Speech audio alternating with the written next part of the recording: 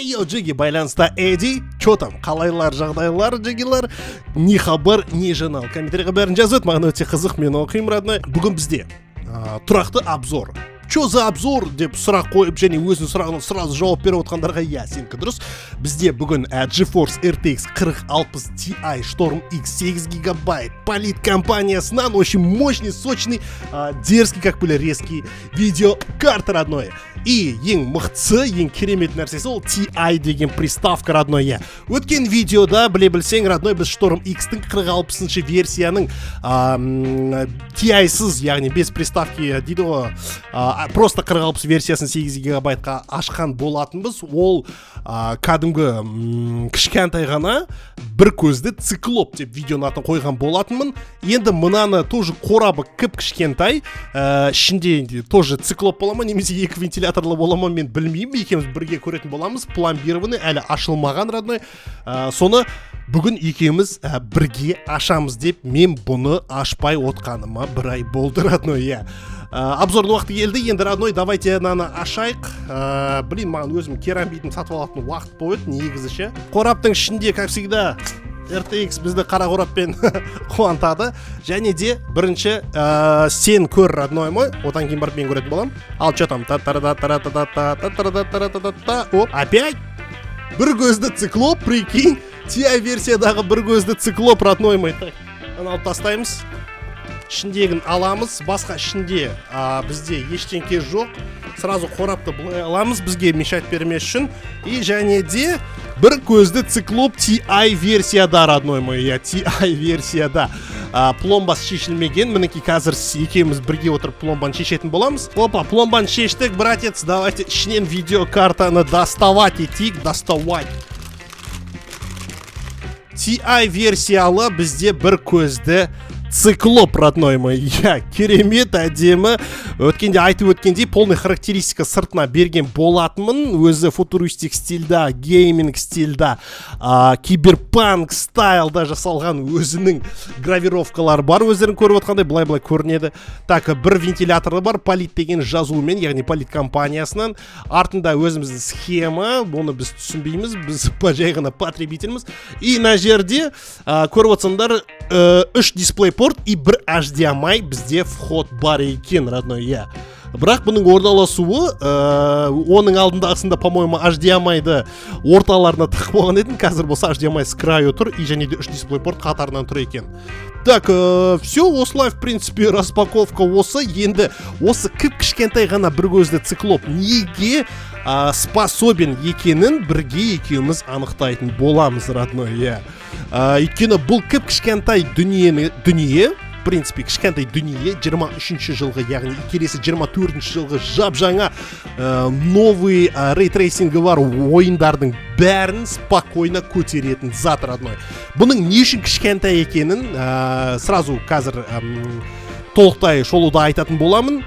Бірақтан да енді действительно былай қарасаң, корпустың ішінде кішкентай азғана орын алғаны бізге жақсы, өйткені ішінде вентиляция керемет болады, жақсырақ болады. Іші полный толып тұратын болса, енді воздухтың айналымы да ішінде қиын болады, кішкене қызады деген сияқты әңгіме бар. Сол себепті кішкентай ғана өзінің орын алатын видеокартаның шолуын бастайық, родной. Кеттік, поехали.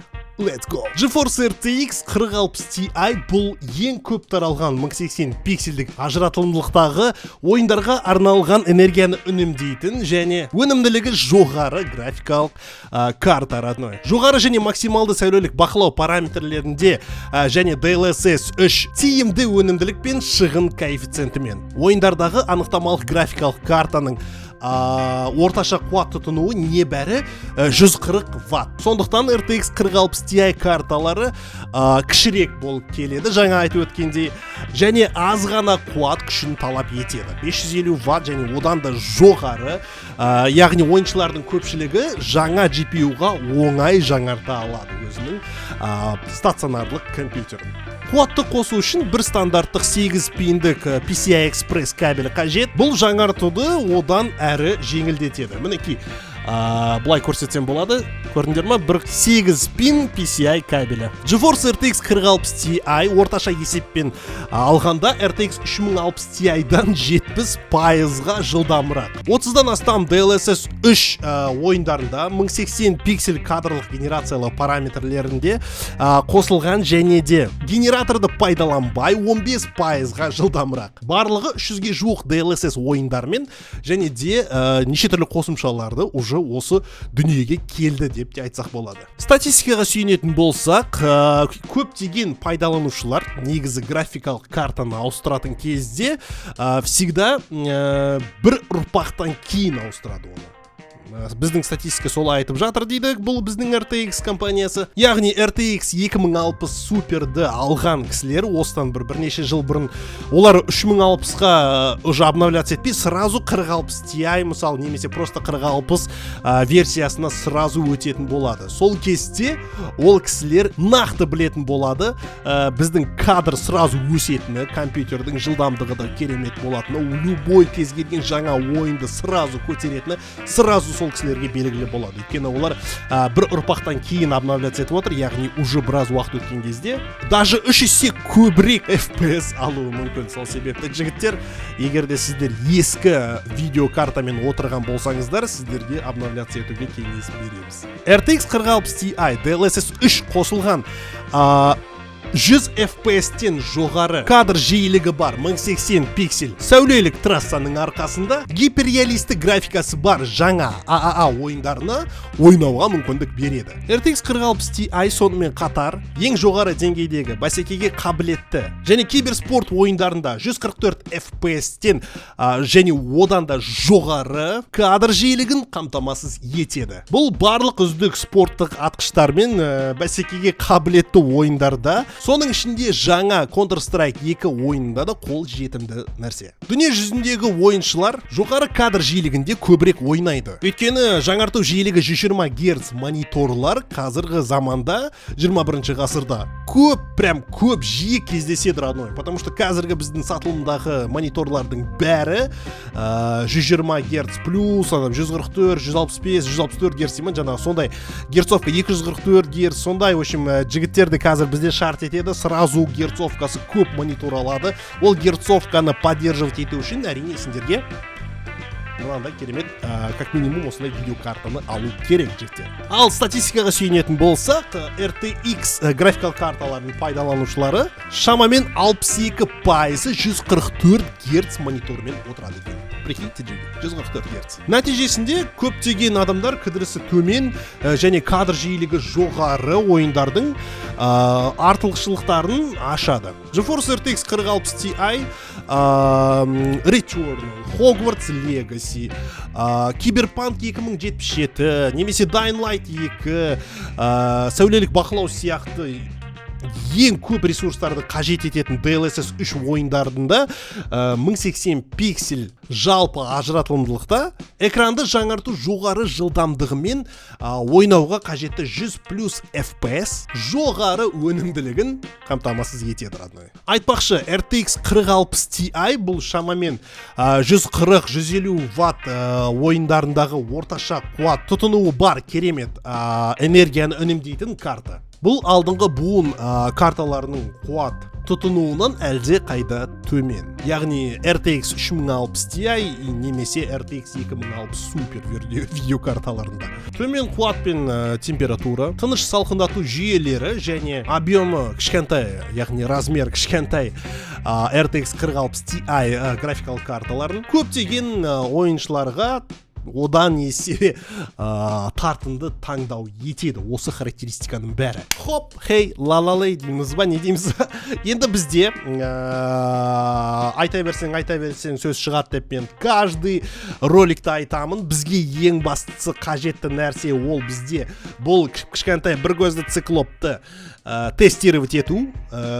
Айтады ғой, практикасын, то есть, яғни теориясын білсең, лучше практикасында білгенде, конечно, өзіңе пайдасы көбірек болады. Өйткені, яғни теорияда сен тек қана теорияда біліп жүресіңді, а на самом деле практикаға келгенде мүмкін басқаша болып қалуы мүмкін. Мүмкін одан мықты болуы мүмкін, мүмкін одан төмен болып қалуы мүмкін деген сияқты емес. Сол себепті давайте ойын тестіне өтейік. ойын тестіне өтейік. Мен қазір ең последний шыққан ойындарды ойнауға стараться етем.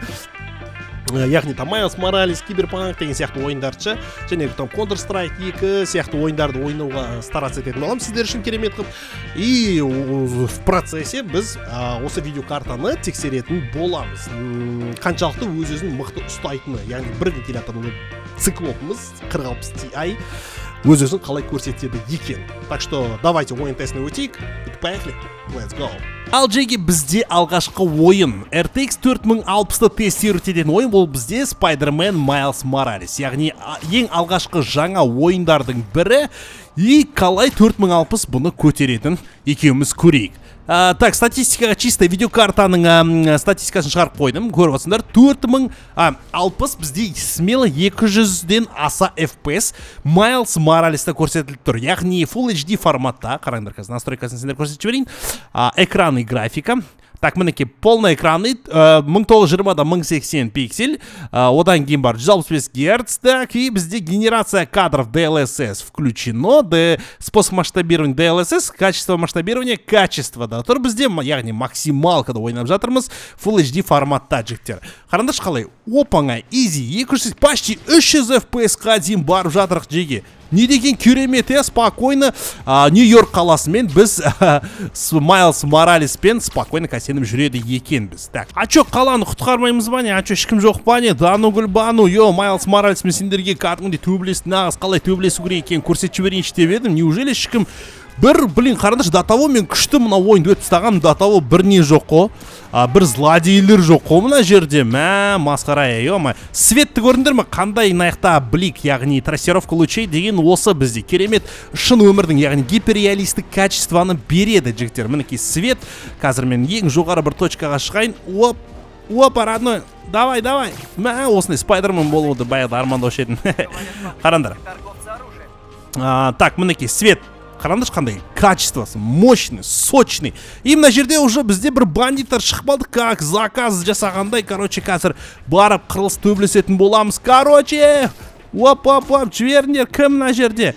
Дану гүлбану, чо там, сендер ма не? Ох, ема, так қазір төбелесетін боламыз. Кім мына яқтады? Дану гүлбану, сендер ма не? Братишка, ты чо? На саған, сендер кімге қарсы шығып атсыңдар, ох, воу, братишка, ты чё, камон, бейбі. FPS қарандар жігіттер, 200-ден аса, смело. 4060 Gainward компаниясының 4060 RTX-і вообще мощный екен жігіттер. Опа, қаламыздан дөңгелекпен тақ етеміз да, короче, оп, спать, зік, спать қыл жөреміз. Қаяқтың тауары, тоқта, братишка, ты чё, ё-майо. Қашып кеткен қала кет, артына қуалаймыз қазір, FPS-ті қарап отырыңдар, смело, так. Братишка, қазір, F. Артынан шығып аламыз да, сразу оң жақтан шықты, Дану гүлбану, братишка, каково ты брешь, ема. Так, тағы келесі, дейміз да сол жақтан, Дану гүлбану, опана, шығарып жібереміз ғой машинадан. Машинаны тоқтату керек бізге тек қана қалғаны. Так, давай. Ох, ема, блин. Ладно, үлгермей қалдым. Іштен кетпейді. Скиллға жытпайды дейсің, Так, все, смело бізде задание орындалды. И және де осылай сендерге Spider-Man Miles Morales'тің 4060 қалай көтеретінін көрсеттік. Опа, смело келесі видеоға өтеміз. Ал жігіттер, келесі ойын бізде, как всегда, біздің сосочка ойын, ең ауыр ойындардың бірі Киберпанк. RTX 4060-та бұл қалай болады екен, давайте көрейік. Біздің светті көріп тұрсыңдар, қалай әдемі түсіп тұрған свет, Светтің қалай әдемі түсіп тұрғанын, біздің тең қалай шығып тұрған, давайте сендерге настройканы тезір көрсетіп жіберейін. Настройкаға кіреміз. Настрой кіргеннен кейін графикаға кіремін. Так, видео бізде Full HD формат, полный экран Full HD, және де супер разрешение DLSS, яғни бізде создание кадров NVIDIA DLSS включено. Супер разрешение DLSS производительность, резкость DLSS бізде максималка. Так, и және де астына түсіре береміз, бізде полный бәрі қосылған, бәрі высокий, бәрі впечатляющий, невероятный. Трассировка лучейға кіретін болсақ, бізде қосылған, трассировка өте предварительный версия қосылған, бізде трассировка өте фоторежим бәрі қосылған. Яғни бізде ультра графика Full HD форматта жігіттер, көрдіңдер ғой. Қалай үшін? Easy, зависать етпей 160 FPS смело, братишка, көрдіңдер ма? Мына төбелесем дейді прикиньте, жеге. Осындай бізде керемет, қараңдаршы қандай графика. Easy, зависать етпейді, вообще рахат, в общем. кайф бар ғой. Мына мужик до того менің FPS-ім көп болған соншалықты көтере алмай қашып бара жатыр ғой. Давайте мынау дәу мужикқа тисек. Братишка, чё там, шығасың ба раз на раз? Мынау қанша жерден дәу болса да бар ғой, вообще. Чорт екен таза, ема, болмайды ғой, ема. 160 кадр жігіттер, қараңдаршы, теньға кірсендер қалай, светке кірсендер қалай. Көрдіңдер ма? Свет деген кәдімгі действительно нені қараңдаршы, туманды, ана буды қараңдаршы, ема, базар жоқ. Вообще соска, Так, перехват жасаймыз. Шық бері, братишка. 150 FPS пен перехват. Адамдар қашып кеттің ба сонда? Мен шықым. Қақтың ғой, ё-майо. Тоқта, добивать етіп жүрек, ауырмасын. Ё-ма, бізді полиция походу қолып отыр. Братишка, саған ауырмасын деп, короче, саған көмектесіп жатырмыз. Қаш давай. Ойбай, полиция мырза, мен емес. 160 FPS, смело жігіттер, осындай, короче, киберпанкте бізде игровой тест. Қаяқта мына полицейскийлар? Мыналар типа нелер ғой, ё-ма, тоқташы, типа банда ғой, типа мықтысыңдар ма сендер сонда, типа, ладно, қыздырмай қой. Ты чё, мыналар Дану, гүлбану, ё-майо, сендер төбелесін деп отсыңдар ма не? Қолдардан келе ма, Дану? Мына қызға тиспей ақ қойын сен қызың. Мен, ё-ма, қадалып қалдық. Ладно, бізде осындай керемет киберпанк ойынын біз осылай тестер етеміз. Смело жігіттер, 160 FPS плюс, яғни 100 плюс FPS, 40-60 смело бұл ойынды көтере алады екен. Енді келесі ойынға өтейік. Біз соревновательный атыс ойынын көрген жоқ, сол себепті келесі ойынға өтеміз. Так, Джиги, бізде келесі видео ол әрине CSGO 2. Яғни біз әртүрлі сегменттегі ойындарды тестер етіп отырмыз. Мына светті қараңдаршы. Графиканы сендерге бір көрсетіп жіберейін, мына қараңдар мынаны. Әдемі ма? Әдемі. Аяқ көрінеді, бәрі көрінеді. Бір адам келе жатыр походу. Или ешкім келе жатқан жоқ па? Бір тексере салайын. Ешкім жоқ. Так, давайте сендерге графиканы көрсетіп жіберейін қазір. Графиканы көрсетейік. Так, бізде игра, так, анама изображение. Мінекей, бізде бәрі максимальный графикада. Яғни качество теней, текстура, модель, шейдер бәрі высокий, высокая бізде. И, в общем, низкая задержка NVIDIA Reflex бізде қосылған. Яғни бізде максималка, полный максималкамен қазір бұл ойынды ойнап жатырмыз. Сендерге мінекей көретіндерің қазіргі трассировка лучей, яғни свет. Қараңдаршы қандай күннің әдемі болып тұрған, мына адамды гасит жүрген, ё-майо, адам гасит жүрген болды. Аяқ көрінеді, бізде тень көрінеді, көріндер әдемі болып тұрғанын, свет вообще четко, прям нежный болып тұрғы күнші бізде. И мираж картасын өте сочный қылып әдемі сияқты болған. FPS көріп отырсыңдар, FPS 100+, смело, ойланбай әшейін адамды гасит жүрген. Братиш, мен видео түсіріп жатырмын ғой, өлесің болатын еді ғой, ё-майо, олай болмайды ғой. Так, братишка. Так, братишка, так. Ха, шо там? Кім? Вау! Ема! Шо за апасян типнал? Эдди Формс қобыл? Ах, ема!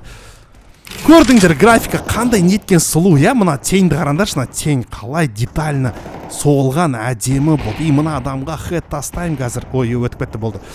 Мен өзімнің тенімді көрсетейін, көрдіңдер қараңдаршы, қандай бәрі сочный, мощный, полный фул графикада. Е-мая, болды ғой, CS2 шыққан кезде болды ғой, пытырлап тұр, көрейін деп тұрсын.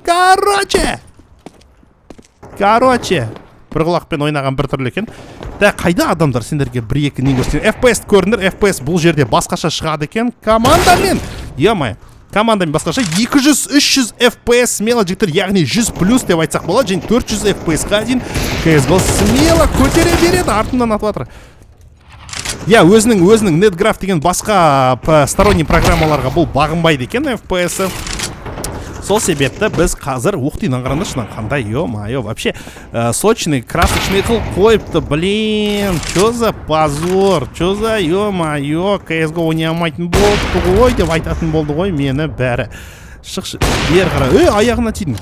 Қазір, ничего страшного. Оу, 2 килл жасадым, сендерге 1-2 скилл көрсетіп жіберейін. Come on, baby. Ох, ё-майо. Қате болды ма, қате. Сен бар мен гасеткен қазір, ё-ма, төбеден бір өлтіріп кетті. Осындай, короче, керемет бізде ойын тесті болды, CS2-ге шолып. Айтпақшыдай, тоқтандар, мен сендерге не көрсетпеппін ғой? Братишка! Тоқта, қазір мен әдей өлдім. Көріп қаған, әдей өлдім. Так, гранат. Бұл жерде гранат аламайды екенбіз ғой біз, жарайды. Бұл графиканда енді біліп тұрсыңдар ғой, максималкамен мощный болады. Все равно И адамды газ етіп жіберейік. Ладно, все. Осымен, короче, біздің ойын тест бітті, жігіттер. Әртүрлі сегменттегі ойындарға біз сендерге школу жасадым деп ойлаймын. И және де 40-60 өзінің міндетімен справился дейді ғой. Яғни өзінің міндетін атқарып өтті деп есептейміз, жігіттер. Мінекей, жігіттер, осындай бізде керемет қорытынды. 4060 Ti Polit компаниясына Storm X 8 гигабайтқа TI версия, 4060 емес, жаңағы просто TI версия, жігіттер, мощный, сочный, дерзкий, как полярезкий, самый сок деп айтса да болады, родной. Мен сендерге осыны ұсынамын. Егер де сіздер өздеріңіздің ПК-ларыңызды обновить ететін болам десеңіздер, менің ойымша сіздерге бұл өте қатты ұнайтын секілді. Сол себепті, родной, керемет видеокарта 4060 Ti Storm X Polit компаниясынан. Мен Эдди. Описанием бәрі ссылкада, родной. Ой, описанием бәрі ссылкада дедім бе мен? Ссылканың бәрі описаниеда, родной. Сенімен бірге болам, мен Эдди. Келесі видеоларда көріскенше, сау саламатты болыңдар, жігіттер. Пока-пока. Лайкыңды ұмытпа.